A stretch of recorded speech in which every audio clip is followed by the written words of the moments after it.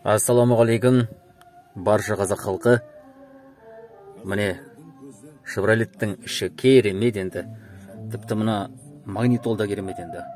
Дыбысы маған өте ұнайды, стерео шығады екен екі жақтан. Және басты мәселе, дыбыс өте сапалы шығады. Артық бұлай қыбыр-жыбыр жоқ. Тап-таза шығады дыбысы. Салон іші өзі әдемі ыңғайлы. Мынандай өзінің жарып тұратын спидометрі бар екен, бірақ электрондық түрі. Маған өте ұнайды, сондай ыңғайлы екен. Не айтайын тағы да, бұл көліктің ішінде сіздер білмесеңіздер, бұнда кәдімгідей кондер бар, міне. Ыстық кезде суытады.